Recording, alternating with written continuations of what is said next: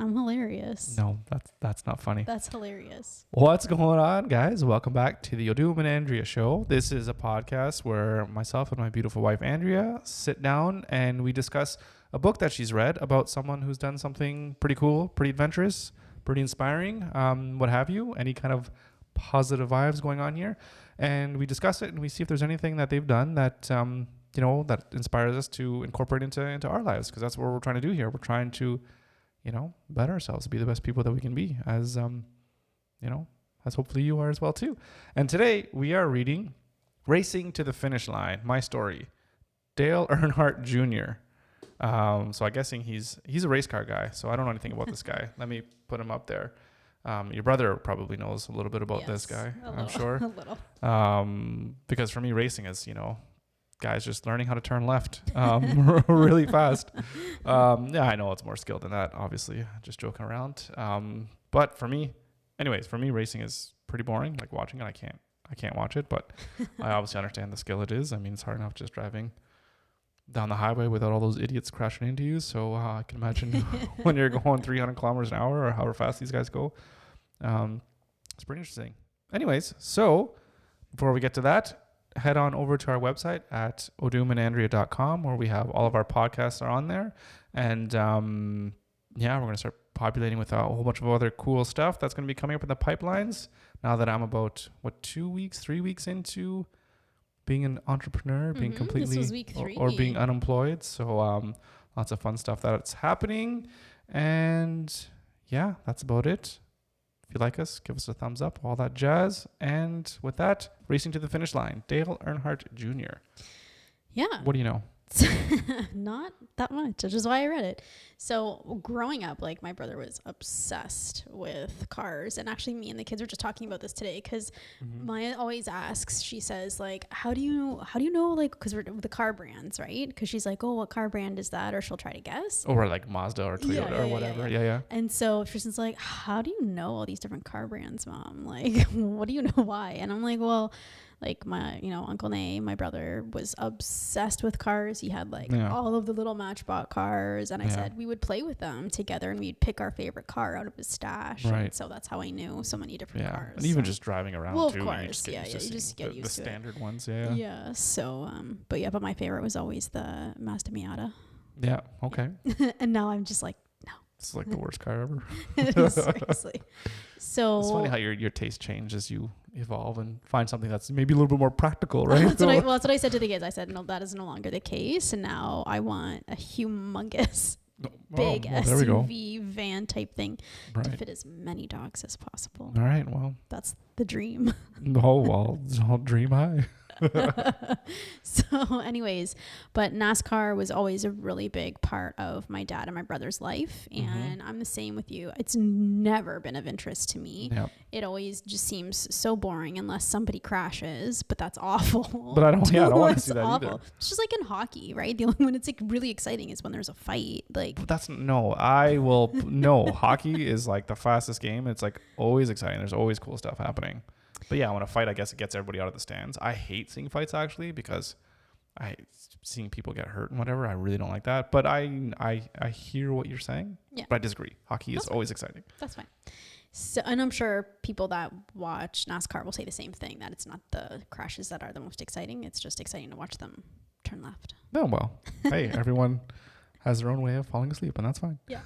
So, but I picked it because I read it when my brother was here visiting, and it was really fun because I was able to kind of pick his brain and ask him like so many questions. Sure. Yeah. So we had a lot of really, really fun conversations, and it was really awesome to kind of connect with him on something that he has loved since he was like a little kid. So, and even my dad, when I started talking to my dad a little bit about it too. So it was really fun to pick that book. Yeah. So if you know anything about NASCAR racing, like the Earnhardt family is like NASCAR royalty. Okay. So his grandfather, Dale Earnhardt Jr., his grandfather actually started racing for a living in the 50s. And so and he like gave up work in like a textile mill. So he lived in North Carolina, which I'm pretty sure is where NASCAR was basically like born. Okay. So he gave up work just to start driving professionally, which was like unheard of at the time. You don't just quit a really good job just to like race cars. Mm-hmm. So the same thing happened with his dad. His dad, I forget what his dad's first name was. It wasn't Dale though. but yeah, I guess it was Dale. Oh no, sorry. His dad's name was Ralph Dale Earnhardt Sr. So, all right. But they called him Dale, and he's Dale Jr. Sure. So anyway, he ended up quitting school when he was 16 to just race professionally. Sorry, his father or him? His father. Okay. Yeah. And so then he was born in 1974, and eventually he would start racing as well. So. Well, I'm sure, because I think it's expensive as well too, because you have to go on a specific track and you have to have a specific car, and it needs to go fast and blah blah blah, and fuel, and it's not cheap. I don't think it's like a very expensive sport to get into. Well, of course, and like you're eventually, if you're like a professional, you're kind of like a part, like you're owned by like a team or whatever, with has sponsors, and then your car is all sponsored. For sure. There's lots of drama, just like with hockey or any other professional sport. There's all kinds of drama with the different team owners. Yeah, I'm sure.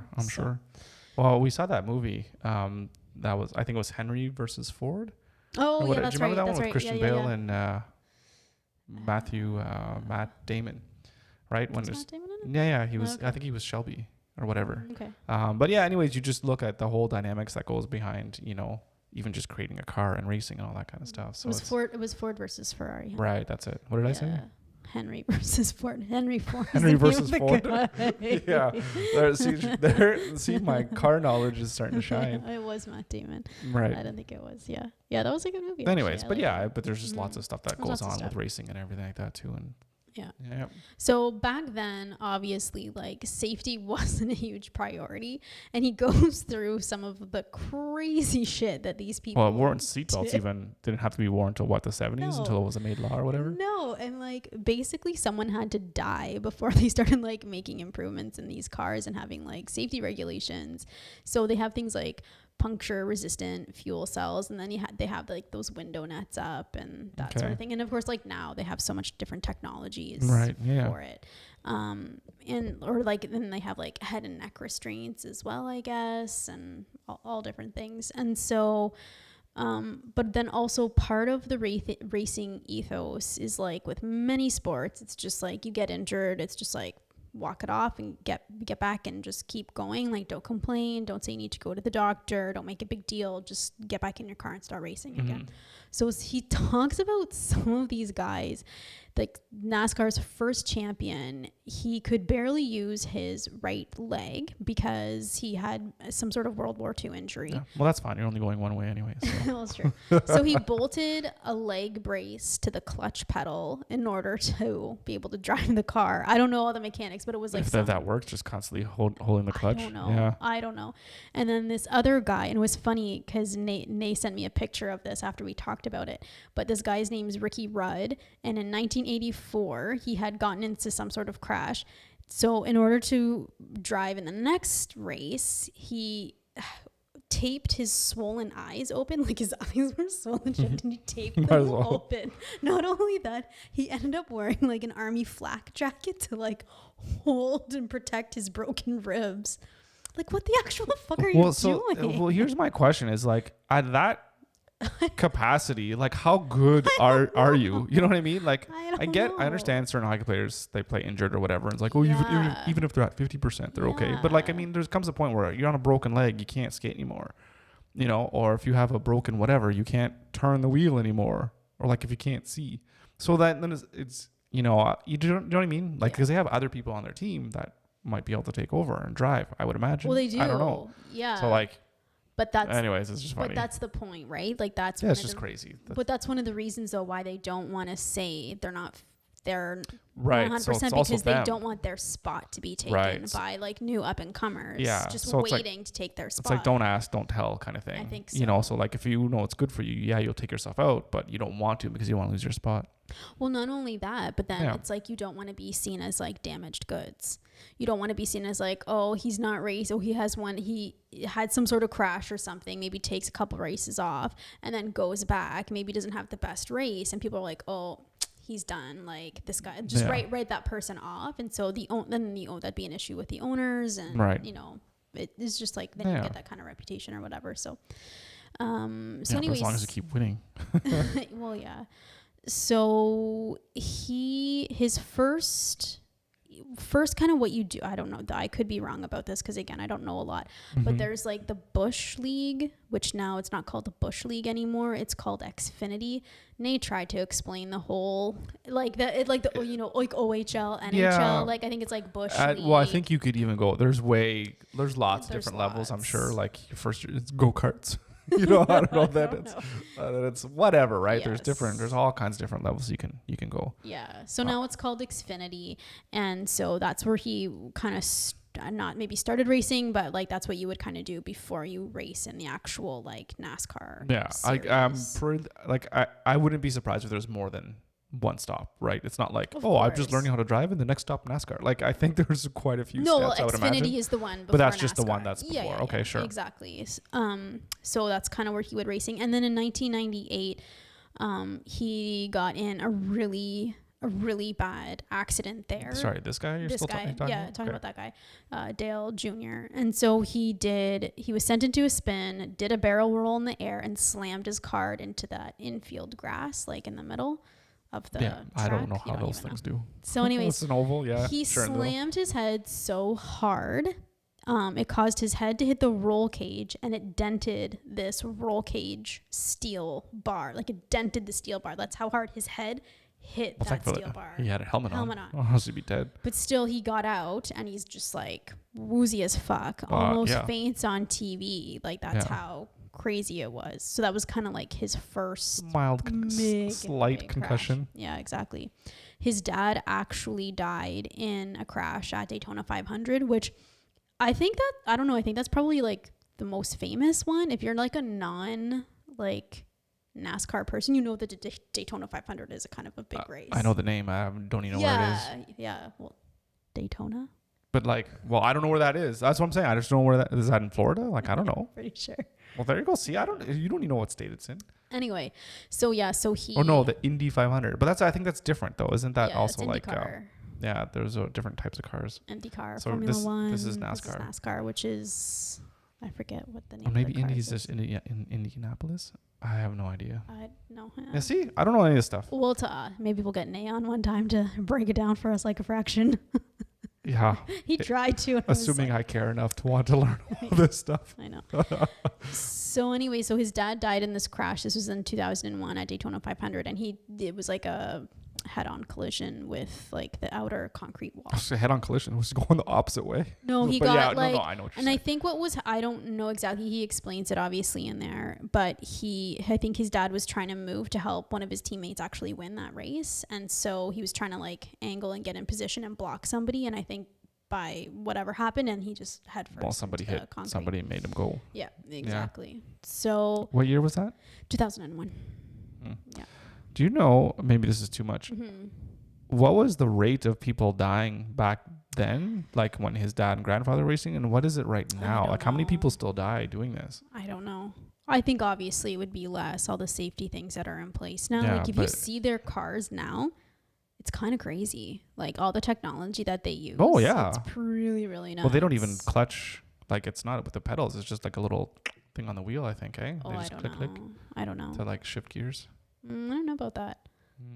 I don't know. Maybe that's again F1. I don't know, but Nay had a video he had me watch, and I'll ask him and then I'll link it because it was really interesting, and it was showing like the temperature inside these cars and all the technology that they try to use to go as fast as you can in these cars, and like the tire technology. Oh yeah. Like it's I really. Well, think about how many millions and millions, billions of dollars they spent. Like I had no idea. It was so nuts. Well, one of these races, how many people fit in? You hear about all the tailgate parties and people just go and like just massive things. Yep. So not only that, but like they lose so much weight during these races because they're just in there sweating it off. Like it's unreal. It's like unreal to me. Like they're even like their blood pressure and stuff like that. Like it drops.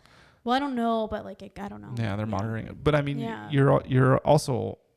you're always on such heightened alert to like fractions of a second of driving, Yes. steering, whatever. So you're constantly, Yeah. even though you're not moving, but it's Yeah. like your brain is going on overdrive, Yeah. constantly taking in all the senses, I would imagine, because you're going so Well, fast. yeah, no, and so I'm sorry, like, yes, your blood pressure, like your heart rate, super high, like you're like running, like you're running because you are on that such high alert, and I'm sure like adrenaline must just be like overloaded in your system that whatever 5 hours or 4 hours it is you're in the car racing.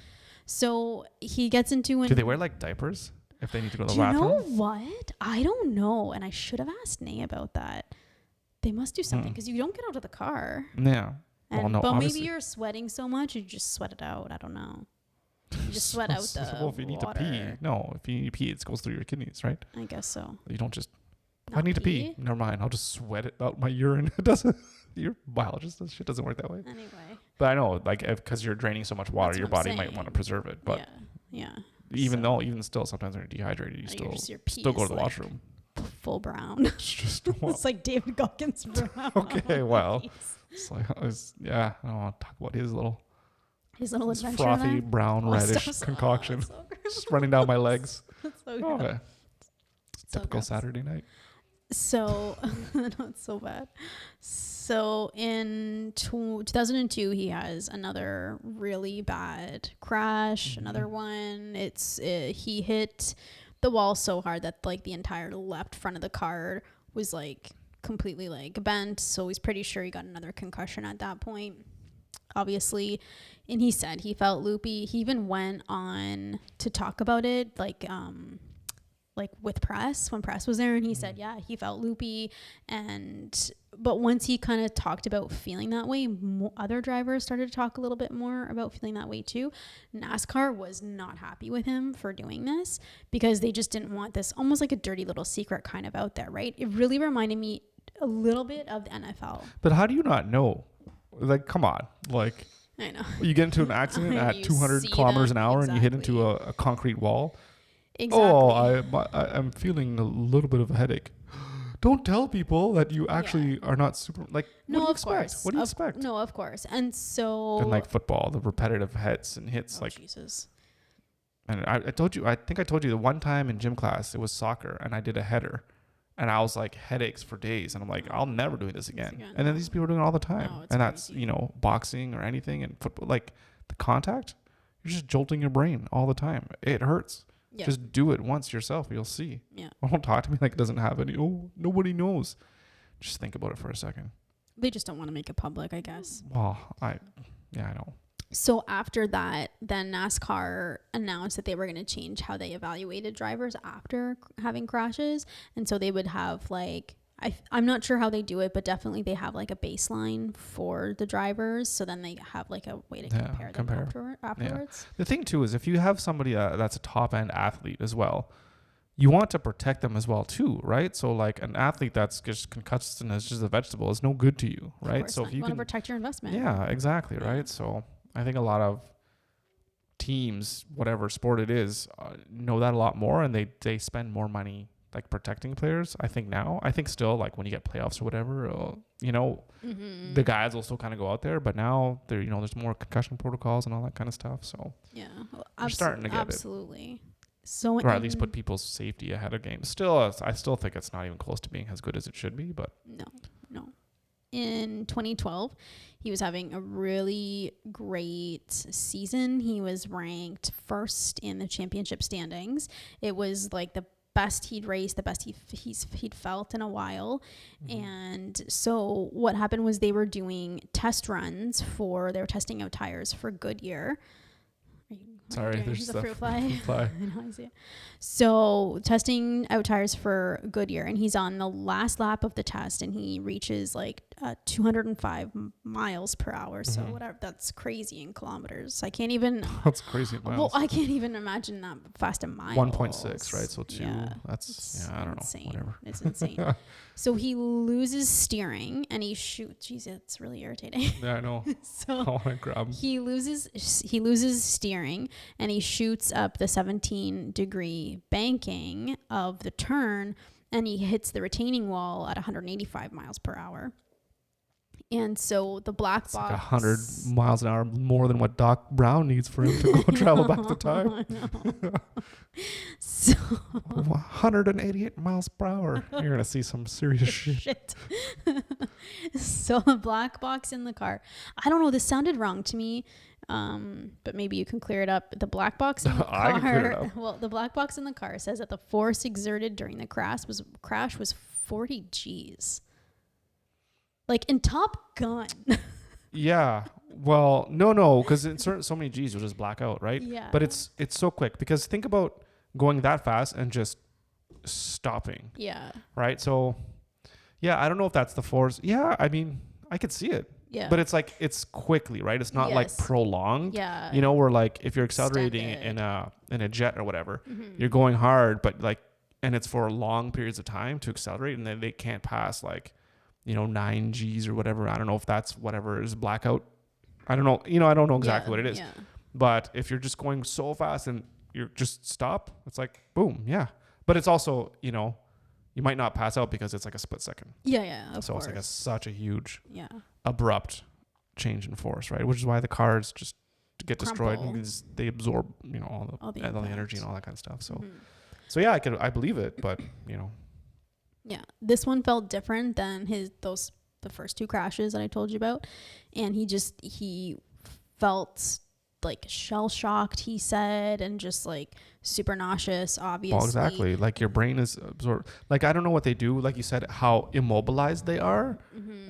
Because that thing where they take an egg and they, it's a like a competition. It's like, can you build a structure in an egg to drop it so that it won't break, and how high it can go? So some people create things where they drop an egg from really, really high and it won't break, but it's a lot of force. So yeah. I think cars are built that way too. So like if the car is going to impact at 40 G's, but they brace the guy in a way so that his head and his whole body can move around a little bit and absorb that energy, to be on his body, maybe he's only absorbing 10 G's or something like that, which is still really bad. High, yeah. Or maybe more, you know what I mean? So exactly. Which is why you're not instantly dead, because if you have no strap on, you hit that, you're just blood splatter. It's like, Yeah, of course.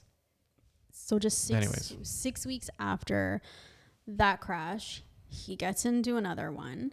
And so why is he even driving after 6 weeks, especially after some kind of crazy concussion, which is also going to impair your vision? He just walks it off, right? That's the ethos of the time. It's just walk it off, get back in the car. Yep. So this time he couldn't hide it. It wasn't just like he felt like like that physical feeling, but like he had crazy rage and anger, and kind of like went off on reporters on ESPN. Like he just like kind of lost his shit. Like even a couple weeks after that second accident kind of thing or whatever, like. No, just like I think even like after that accident, when he was on ESPN, if they were interviewing him, I think. Oh, well, that's why is he even getting interviewed right after an accident? It might not be right after. I don't know what the timeline is, Odum, but anyways. But yeah. So, it's not just like those physical symptoms. It's like. Well, you hear that people that get concussions, too. They just have like this uncontrollable urges of anger or whatever, and. He finally tells his fiance everything that's happening, and they go to the headquarters of his business. And he co-owns this business with his sister. There's actually some really interesting like drama stuff with all these businesses and stuff. I know you don't care, but it's really. Nate was telling me, and we were like gossiping about it, so it was kind of fun. It's just gossip. I got no time for that. I got no time for that. Anyways, so his sister co-owns his business with him, and so he goes and tells her what's happening, and then eventually. He tells, I'm dying. So that's his business. And then, because it's an Xfinity team that races in that Xfinity league. But then he himself races for Hendrick Motorsports. So he has to go and tell that owner of him and his car, like what's happening. Mm-hmm. So it has to be bad for him to finally say something. So he goes to, the guy's name is Dr. Jerry Petty, who's like the respected doctor in NASCAR. And so he sends him, they do an impact test, and it's an acronym for immediate post-concussion assessment cognitive testing. So they already had the baseline data, so they were able to kind of check where he was now. And definitely it was like his memory and his reaction time were not good. They did an MRI and everything looked good, but they didn't think he should race the next race, given like obviously It's reaction cognitive time. ability. Yeah. Well, exactly. So he ends up going to Pittsburgh, and if you remember the movie Concussion with Will Smith. Vaguely, but yeah. So Pittsburgh's like ground zero for all the concussion stuff that started. All the research, up. okay. Mm-hmm. So, and it was the Pittsburgh Steeler, Mike Webster. He filed a disability claim saying that his dementia was caused by 17 years of playing in the NFL, and he was a Pittsburgh Steeler. So it's kind of everything happened there.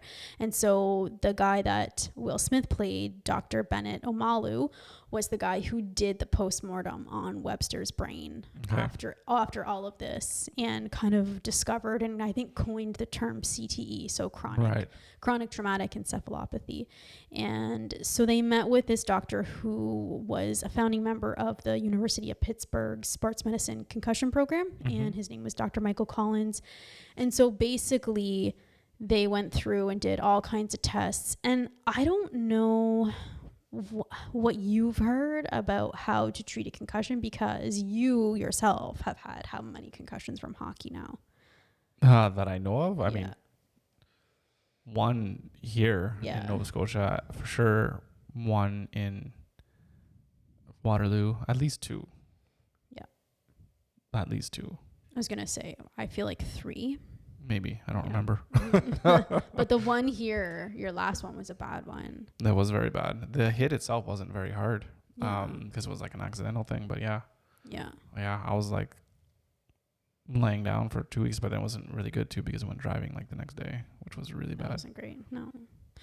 So apparently, well, obviously this makes sense, but no two concussions are the same. And I guess there's like kind of 6 different types that they can kind of go through and diagnose. Like one would be what he was suffering from was called a vestibular concussion. So that's like your balance and everything. Vestibular is your balance. So, and then also the other thing is it gave him like a lot of anxiety as well. And I'm sure there's anxiety with just that the concussion itself would cause, but then I think anxiety surrounding his whole position. Am I going to race again? What's going to happen with my team owner? What's going to happen with my businesses if I can't race? Like everything. All of these things, right? So apparently what this doctor is telling him is that the idea of resting in a dark room after a concussion is a myth. And this isn't, I guess, the cutting edge treatment of how you would treat a concussion. And now what they're doing is they use exposure to keep the brain working. So I don't know what you've heard about that, because when you had your last one, you were just like completely in bed the whole time. Well, yeah, I mean, the doctors were just like, well, just get rest and just don't like really be on like screens and don't do that kind of stuff. So, but I mean, you still go out or whatever. And I was still reading or whatever, but yeah, mostly just laying down. I just was so tired too. And just my head was just pounding the whole time. So the doctors there were telling him you have to work it out like an injured muscle, and you have to do activities that focus on like kind of rebuilding what needs to be fixed. And so he had a lot of... It makes sense. But I mean, the brain's also not a muscle though. It's completely different. Yes. But yeah, I don't know. I really don't know. But anyways, he did a lot of different physical activities, like... and he worked like a lot with his fiance, he talks about, but they like even just like throwing balls and playing basketball, because you have that hand-eye coordination, and also different eye activities that were measuring like reaction time and how his eyes were tracking things, and not only just like in front of you, but like at further distances as well. It was actually pretty interesting. So he ends up missing 2 races after this, and he kind of becomes like the unofficial spokesperson for concussions for NASCAR. He refers like other racers to Dr. Collins. He does like, encourages other drivers, like if you're hurt, like you got to speak up kind of thing. So time goes on, and he gets into a couple more crashes. He has a couple really good seasons. And then fast forward to 2016, and he's having a great season, and he gets hit at this one racetrack called Talladega, and all of a sudden, like all of the symptoms come back. And so he's the whole time he's like taking notes, and he shares his notes in the book about like all the different concussion stuff that he's going through. But again, he says he feels like such a hypocrite because he's telling everyone to come forward and go get help if you need help, but he's not doing it. He knows, like, he's just steadily like going downhill. He's kind of crying out for help in a way because he's talking about retiring, and many people like in the press are asking him about his retirement, and he's talking to his sister about it and saying like, well, I'm thinking like I might retire, and she just kind of brushes it off and is like, well, you can't retire now, kind of thing, like we need you to keep going. So it's like, no, she's not really listening to him. She's not like, he kind of says like she's not being a sister, she's being like a business owner in a way. So I feel like that's kind of that was kind of shitty. So eventually, again, he confesses to his fiancée, Amy, and goes back to Pittsburgh to see But that he had like another concussion. The doctor. Like, yeah. So he counts 10 crashes where that could have caused concussions from the first time he goes, like, gets treated for that concussion in Pittsburgh. He has 10 more crashes in between and does nothing. Yep. Yeah. Yeah. So it's kind of shitty. So, well, I mean, you're no one to blame but yourself, I guess, though. Yeah. If what's more important to you, right? Your livelihood in that sense, like, do you not have enough money racing already, or? But then I guess you think about it too, right? This is all he knows. This is all his family has been. I understand. Yeah. I'm just being like on the other side of it. So I didn't understand. And I guess that's the point too. I was just like, well, you know, like he only missed like 2 races that first time. So go and get help and, you know, figure it out. Yeah, exactly. Because it wasn't even just physical. Like, it was definitely. Or just do the exercises yourself if you even know what they are. Exactly. So he goes back and he's off for the rest of the season after this. Like, he was about halfway through that 2016 season, and then they were like, yeah, he's done. That's how bad it was. It wasn't just 1 or 2 races. Like, that whole rest of that season was. Do you know how many races they do in a season? They do. And how long does it go for a season? They do, I think it's 36 races, I want to say. And like, I'm not sure how long the I'm not sure how long. So that'd be about 36 weeks. Yeah. So I was like, what, 8 months, something like that? Yeah, I think that's what it is. It's when Nate told me it is, I was like, oh, that's a long season. Like, I was like, that's like longer than hockey. He's like, yeah, it is for sure. So, yeah. Anyway. Yeah. Well, I mean, they're just sitting around turning left. So how hard can it be, really? Yeah. So, and he's also at the same point too. They're prescribing him like anti-anxiety meds at the same time as well. That he's. No, I'm sure he's on all kinds of other stuff. Yeah, it's not surprising. Yeah. So eventually, he gets cleared to go back in the race car, and he has 1 more season left in his contract, the 2017 season, and so he's not sure if he's going to retire, but he does a couple races, and he just like, no, because he doesn't do well, and he's not cognitively. He's like I can't really do this anymore. Well, he says a race car driver, to do his job right and to do right by his team, has to be fearless. That's where the speed is found, and races are won. So, and he's just like, he's just constantly thinking, am I going to get in a wreck again? Am I going to get in a wreck again? Yeah. And so he's just like anything you do, if you're always worried about the negative aspects of what you're doing, you're never going to be as successful as you can be, right? Just even in life, even if you're just writing a book and being like, well, you know, if I try it might not be very good, and I won't, you know, you start feeling down on yourself and doubting yourself. It ain't going to happen. So, yeah. Yeah. So, so then he was done. Him and his fiance eventually get married. She gets a ton of hate. She gets a ton of hate because everyone's like, oh, you were the one that made him retire. And they would see, like, when he was off for that whole half of the season in 2016, he would like post like pictures on Instagram of them at like a concert or doing like fun things. Yeah, I was like, well, why are you posting that that's where it just takes a little bit of social media savvy to like, well, if you're off injured, Don't go posting pictures of yourself partying or but whatever. It's like that was even like part of his like quote unquote exposure therapy, because he had a really hard time being in crowds, even just going to the grocery store was really hard for him. So like having a lot of people around, and I understand. Busyness. Just so don't post it. Well, I agree that's with all you. I'm saying. But so she would get hate because she was in the picture. And it was really awful. Yeah. Anyways, just being smart on social. So they got married. They have 2 little girls, and he is now a correspondent for NBC. So just like a color commentator for the races. And he has the Dale Jr. Download podcast where he'll talk about the races kind of like each week, and talks a lot about concussions. And I think he even has like gonna donate his brain to science like once he dies, so that they can look at his brain obviously and see what's up. It is. yeah. So but now his main thing is like, and I think that's why he wrote this book, because it's mainly, I mean, he could have written a lot more about his childhood and growing up and stuff, but the main focus was on concussion and the importance of coming forward to get treated. And you can get help. You're not just, this is just how you are. You can go and get help, and just, like, don't keep playing. Like, you gotta go get help. Well, again, easier said than done, right? Because number one, look at all the people that actually make it, that they're in the top of the league.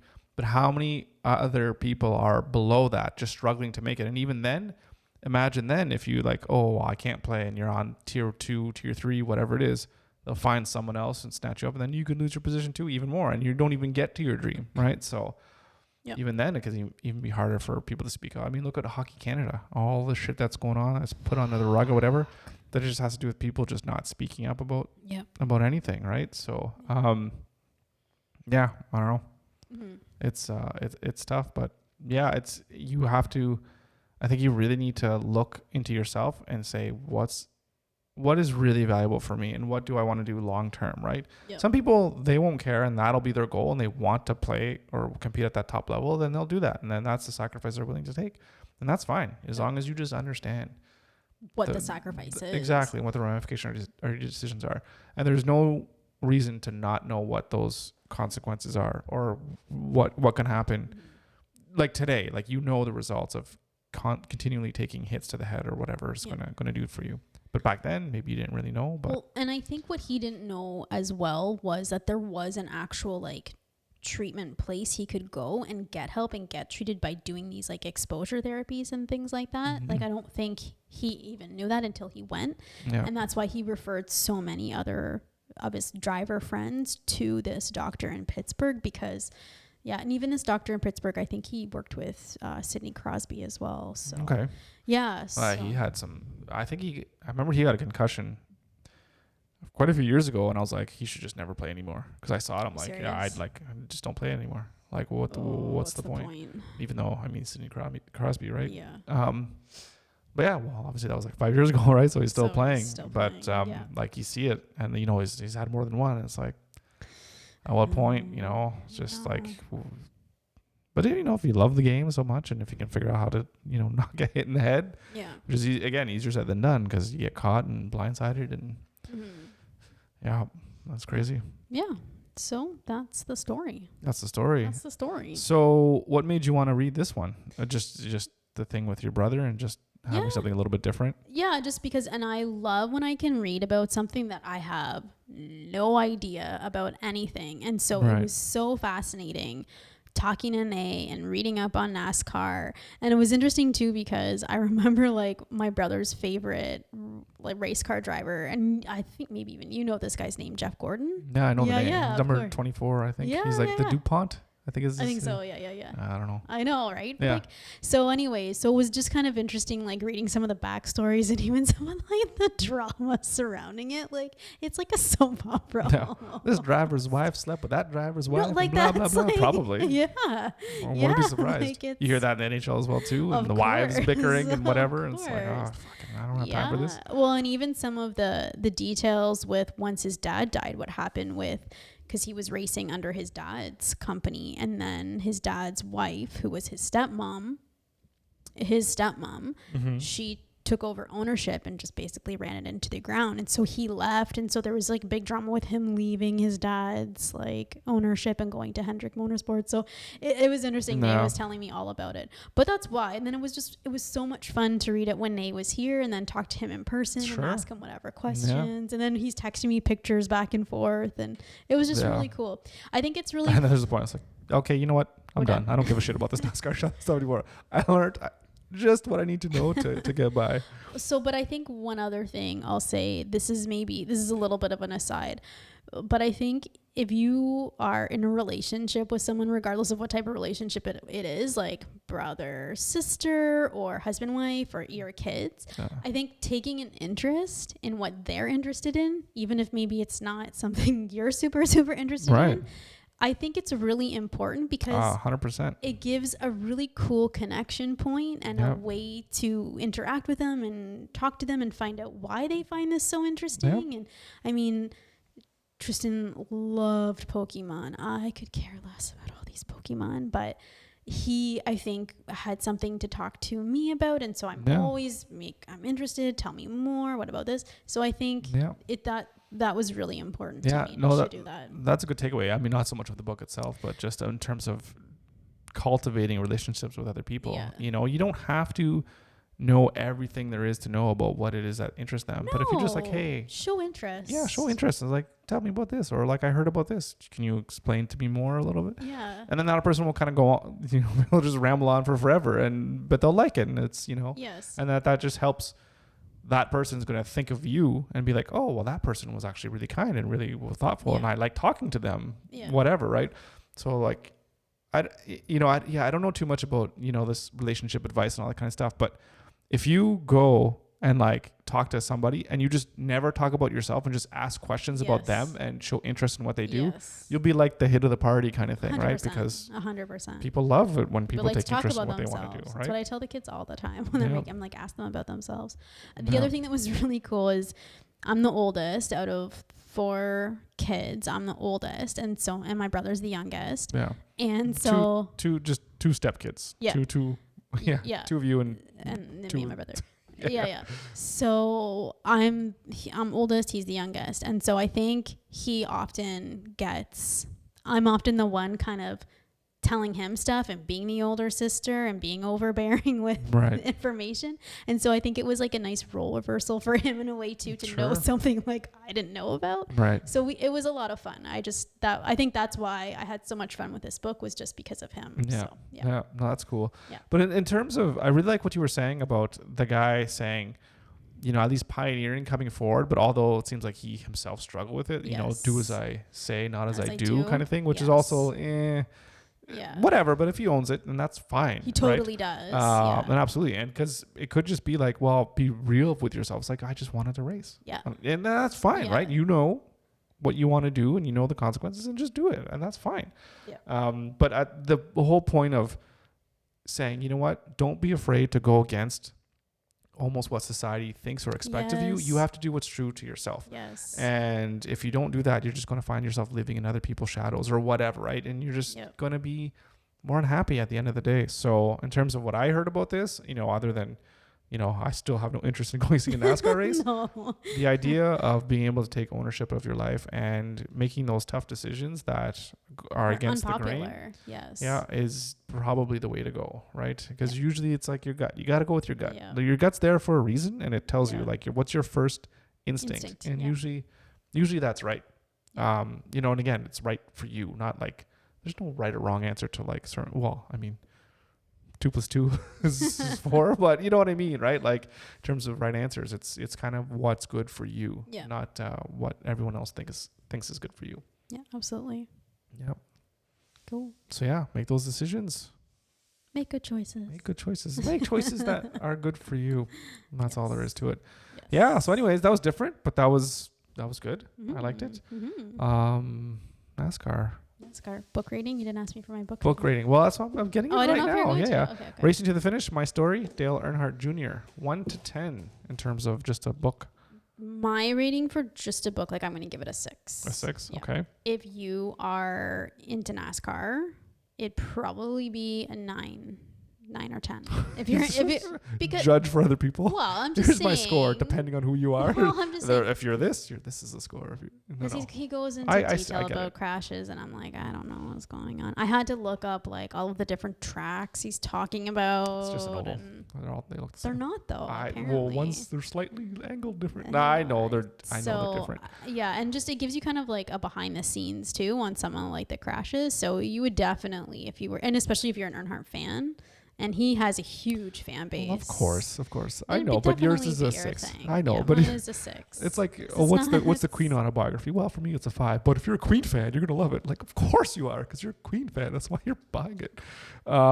Anyways, so yeah, in terms of something that you want to do you want to get into racing? No, I'm not a car person. Vroom vroom. I'm not a car person. I just want something that gets me to A to B, and I don't have to worry about if it's going to break down. I want A to B as fast as humanly possible. That can carry as many dogs. So that's not a Ferrari then, is it? No. It's like a big, giant Hummer or something. Would you rather? Oh, Hummers are horrible. You just can't fit anything in those things. Well, I'm sure you could. Like, yeah, I'm thinking our next, like a van. Yeah. Like super boring, super simple. I can get down with just, a van. what is it, the Sienna or the Grand Caravan? I don't know. Grand Caravan. That one we rented was the bomb. I was like, so old too. What was so good about it? Just because it had so much space. You get in, you're like, what the? Where have you been on my, like, why are people putting down vans? Why is like, I'm not going to buy a van. It's like, why? You could fit everything in there. Why? It's like, we fit all the kids, fit all the stuff, and still have room for to just like sleep. I know. It's crazy. You can pack it down. You can put drywall in there, like whole sheets. You just throw everything in there. We're so fucking old. Sheets of drywall. If I got some home repairs I need to do. Yeah, I got some trim I want to put up on the walls. Groceries in there. So I got groceries. I got my hockey bag in there. All kinds of things I could put in there. The seats like fold down. Yeah, then why am I getting so excited now? Ooh, Saturday night, we're going down to the lot to go look at the vans. Ooh, baby. Okay, guys, we need to go. We're a little too excited here. Oh my god. Anyways. Anyway. Yeah. Cool. Up top? Yes. There you go. There we go. Thank you so much for watching. Yes. Thank you for listening. We appreciate your support. As always, hope you enjoyed this episode. If you like any of the stuff we do, check us out. OdumandAndrea.com. That's right, where we talk about all kinds of cool stuff. Another cool podcast, I'm sure, episode coming next week. Mm-hmm. Until then, have a good one. See you next week. You got it.